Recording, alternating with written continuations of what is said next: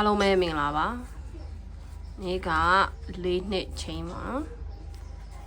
4နှစ်ပိုင်းမှာဒီပတ်တီဒီချိန်ပေါ့နော်ဒီကီးနဲ့တော့ထဲမညှိပါဘူးပတ်တီပတ်တဲ့လူတွေတော့ရပါလိမ့်မယ်ဒီနေ့တော့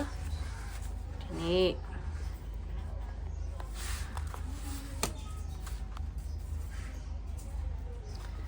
9 ရက်5 လ2026မနေ့ည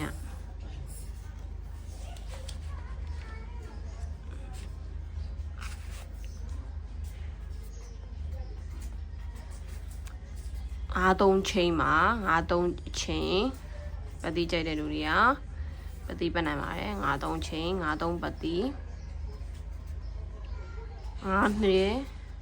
5ခွန်5 4 5 9 3နှစ်3ခွန်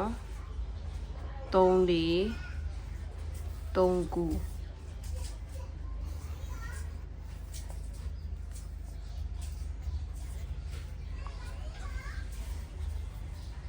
အားကိုနဲ့